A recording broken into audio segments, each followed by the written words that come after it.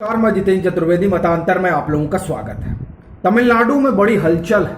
हालांकि उस हलचल की वजह डीएमके नहीं है। वजह कौन बना? अन्ना द्रमुक। अन्ना द्रमुक में सत्ता संघर्ष चल रहा है कि पार्टी पर किसका कब्जा है। इसे लेकर वहां आप ये समझिए कि कई सालों से कम जब से जयललिता का निधन हुआ तब से वहां इस बात को लेकर रसाकसी चल रही है। उसी का पटाक्षेप एक तरीके से हुआ जनरल काउंसिल की बैठक में। जो जनरल काउंसिल की बैठक हुई उसने ईपीएस को अपना जनरल सेक्रेटरी चुन लिया और जब ईपीएस जनरल सेक्रेटरी बन गए तो उन्होंने ओपीएस को बाहर कर दिया। अब ओपीएस बाहर हुए तो उन्होंने एक अलग बिगुल फूंका और अभी वो बिगुल बजा ही रहे थे कि शशिकला ने कह दिया कि ये जनरल सेक्रेटरी कैसे बन गए और ये जनरल काउंसिल कैसे बुला ली गई। ये तमाम जो है चीजें अन्ना द्रमुक एआईएडीएमके के भीतर चल रही हैं। अब हम लोग उस पूरी कहानी पर आते हैं और इस पर आते हैं कि असल में इसमें भाजपा की क्या भूमिका है और जो अन्ना द्रमुक एआईएडीएमके की रसाकसी है उससे फायदा किसको होगा, डीएमके को या फिर किसी और को। ये मुद्दे हैं, इस पर हम लोग बात करेंगे। लेकिन सबसे पहले तो एआईडीएमके में हो क्या रहा है उसी पर आते हैं।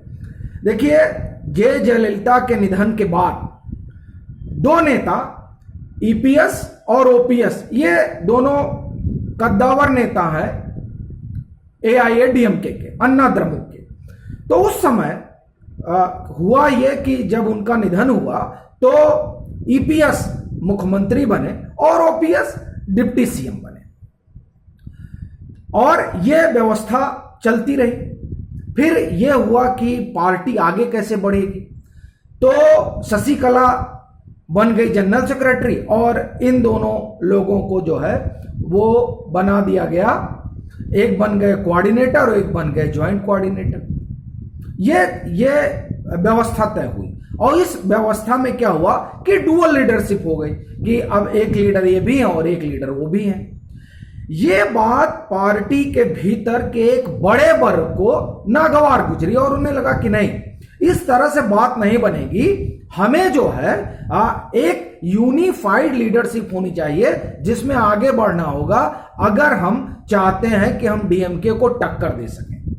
तो ये एक बड़ी चीज थी। और जब ये बात अंदर उठने लगी तो ओपीएस का जो खेमा है उनको लगा कि नहीं साहब, डुअल लीडरशिप ठीक। अब सवाल यह है कि ओपीएस को डुअल लीडरशिप ठीक क्यों लग रही थी और ईपीएस का जो खेमा है या हम ये कहें कि पार्टी जो उनके समर्थक हैं वो क्यों चाहते थे कि नहीं एक ही लीडरशिप होनी चाहिए। देखिए, उसके पीछे की वजह यह है कि जो ईपीएस हैं, ईपीएस पश्चिमी तमिलनाडु का उनका इलाका है, वो ग्राउंडर जो वहां का समाज है उससे आते हैं और उनकी अपनी अच्छी पैठ है। वहां पर तकरीबन 50 के आसपास जो विधानसभा है उसमें उन्होंने बड़ा अच्छा प्रदर्शन किया, जो उनका प्रभाव क्षेत्र से माना जाता है। विधानसभा चुनाव में तकरीबन 33 सीटें वगैरह जीती। और जो दक्षिण का इलाका है, जो ओपीएस का गढ़ एक तरीके से आप कहिए कि माना जाता है, वहां 58 सीटें हैं और वहां 18-19 के आसपास सीटें वो जीते। तो इससे एक चीज तो साफ हो गई कि पार्टी में अगर किसी की मजबूत पकड़ है तो वो ईपीएस है और उनके पास जनाधार भी है। और जब ये रसाकसी शुरू हुई तो उनके साथ एक बड़ा वर्ग पार्टी का जुड़ा कि नहीं, आपके नेतृत्व में चीजें आगे बढ़नी चाहिए। जब ये होने लगा तो ओपीएस के इलाके से, उनके जिले से एक वहां से आप ये समझिए कि पत्र जारी होता है कि सभी पुराने लोगों को बुला लिया जाना चाहिए। तो अब पुराने लोगों को बुला लिया जाना चाहिए कि वो लोग जो लोग अब छोड़कर चले गए हैं। ये माना जाता है कि ये कोशिश थी शशिकला को दोबारा लेकर आने की, ताकि समस्या बढ़ाई जा सके ईपीएस की। और वैसे भी ओपीएस जिस तरीके से शशिकला को लेकर सॉफ्ट रहे, एक ये भी वजह है कि ईपीएस और ओपीएस के बीच में खाई पड़ी।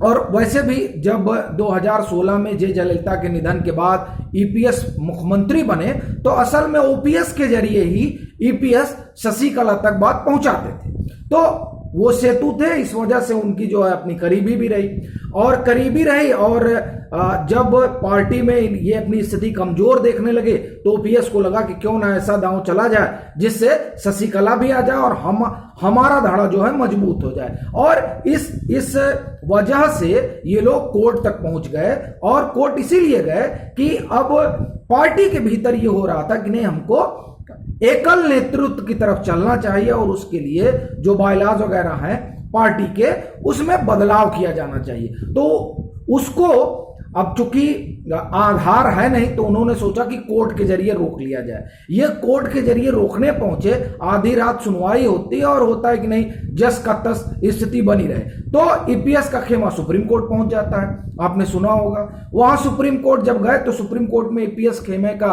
अपना जो है तर्क था कि साहब जो कुछ भी तय होगा वो ये पार्टी का इंटरनल मैटर है, पार्टी तय करेगी, कौन लीडर होगा, क्या पार्टी के नियम कानून बनेंगे, ये तो अपना अधिकार है। तो ये वकील नहीं, बात तो ठीक है।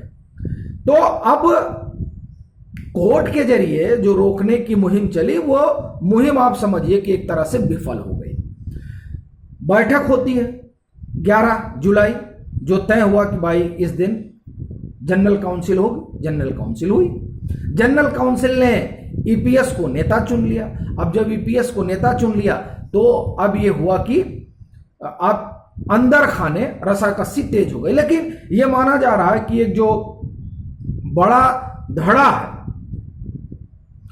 एआईएडीएमके का, वो ईपीएस के साथ है और ओपीएस जो है वो उनकी स्थिति उतनी मजबूत नहीं है पार्टी के भीतर। चूंकि जो जनरल काउंसिल उसमें तकरीबन 2500 के आसपास सदस्य हैं, जिसमें 2000 से ज्यादा इनके पक्ष में रहे ईपीएस के। तो इससे एक चीज समझ में आता है कि जो इंटरनल बॉडी है पार्टी की, उसमें बड़ी मजबूत स्थिति ईपीएस की है। ये तो हो गई कहानी की इस तरीके से तमाम चीजें हुई और वहां एकल नेतृत्व की तरफ अन्ना द्रमुक बढ़ गई। लेकिन देखिए, जो आप ये कहिए कि इस पार्टी का जो आधार है वो दो समुदाय है, ग्राउंडर और थेवर। अब ग्राउंडर तो ये हो गया ईपीएस और थेवर है ओपीएस। इन्हीं दो के बल पर अन्ना द्रमुक वहां सत्ता में रही। अब सवाल यह उठता है कि ये तो अलग हो गए और ये पहली बार नहीं है, ये दूसरी बार है जब पार्टी इस तरह के संकट से गुजर रही है। पहली बार तब जब एमजीआर का निधन हुआ और वहां पावर टसल शुरू हुआ अन्ना द्रमुक में, और उसके बाद में फिर जे जयललिता ने डीएमके पर हमला करते हुए अपनी पोजीशनिंग बनाई और फिर वो अन्ना द्रमुक की नेता बन गई, मतलब सर्वमान्य नेता बन गई। लेकिन उनके साथ एक तो डीएमके, चलिए ठीक है आप डीएमके पर हमला कर रहे हैं तो उससे जाहिर तौर पर जो काडर है अन्ना द्रमुक का, जो डीएमके के खिलाफ एकजुट होता है, वो उनके पीछे लामबंद हो गया। लेकिन उनके साथ एक चीज और भी थी, वो ये कि उनकी अपनी फैन फॉलोइंग थी और कैरिस्मेटिक लीडर था वो। रुपहले पर्दे से आप ये कहिए कि सियासत में आई थी, तो उनका अपना एक आधार था। लेकिन क्या इस तरह की चीज ओपीएस के साथ है, क्या इस तरह की चीज ईपीएस के साथ है, और जो शशिकला दावा कर रही हैं क्या इस तरह का कोई उनके पास अपना आधार है? ये तमाम सवाल हैं कि अब ओपीएस अलग पार्टी बनाएंगे, शशिकला और दिनकरन ये धड़ा मिलकर अलग कोई पार्टी बनाएगा, या ये लोग एआईएमडीएमके में कुछ और आप ये समझिए कि खुरपेच करेंगे, जो भी हो। लेकिन अब ये ओपीएस के लिए चुनौती होगी, शशिकला के लिए चुनौती होगी कि क्या वो उस तरह का करिश्मा दिखा पाएंगे। और इधर ठीक बात है कि ईपीएस के पास पार्टी तो आ गई है, लेकिन क्या वो उस करिश्मे को दोहरा पाएंगे जो जयललिता ने एमजीआर के जाने के बाद दोहराया था और सत्ता में इसको लेकर आई थी। अब जो आखिरी सवाल है वो ये कि ये जो तमाम रसाकसी डीएमके की अन्ना द्रमुक की हुई, उसको फायदा किसको हो रहा है? तो जाहिर तौर पर डीएमके वहां सबसे मजबूत स्थिति में है, तो जो कुछ भी एआईडीएमके का नुकसान होगा उसका पहला और सीधा फायदा डीएमके के पास जाएगा।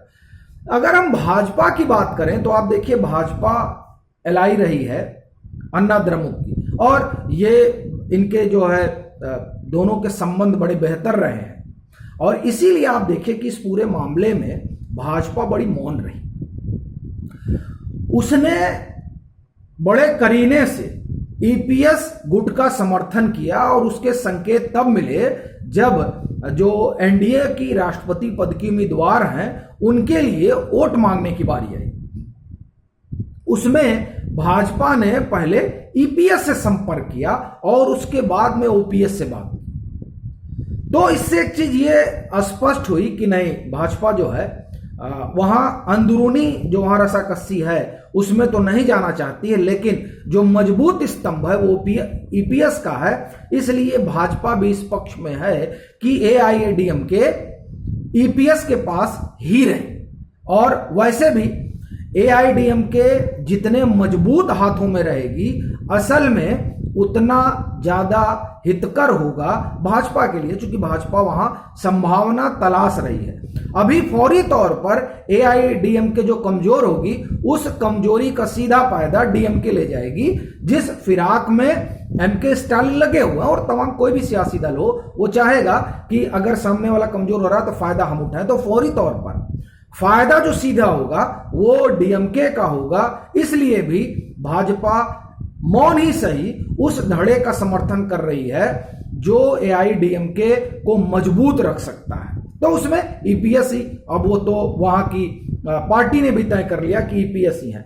अब उससे भाजपा का नुकसान फायदा ये एक अलग मसला है, लेकिन अभी जो परिस्थितियां दिख रही है उसमें लगता है कि संभवतः ईपीएस भी लोकसभा के चुनाव में नरेंद्र मोदी की लोकप्रियता को भुनाने के लिए और अपने जो अभी एआईडीएमके अब जो बनी और बची है उसका वजूद खड़ा करने के लिए संभवतः वो भाजपा के साथ ही जाएंगे। और भाजपा भी भले ही लोकल चुनाव में वो अकेले गई हो, लेकिन लोकसभा में संभावना यही है कि वो साथ चले। बाकी तो चीजें जो है वो भविष्य की हैं, क्या होता है क्या नहीं होता है एक अलग मसला है, लेकिन जो हलचल रही उस हलचल का कारण एआईएडीएमके के भीतर चल रही रसाकसी, उठापटक और नेतृत्व को लेकर रहा।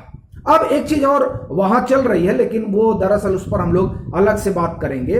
वो डीएमके और फिर उनका अभियान और उनका हिंदी विरोध, ये तमाम चीजें हैं, उस पर हम लोग अलग से चर्चा करेंगे। अभी के लिए फिलहाल इतना ही। अगर आप मतांतर से नहीं जुड़े हैं तो जुड़िए, वीडियो को लाइक कीजिए, शेयर कीजिए और अपने सुझाव जरूर साझा कीजिए।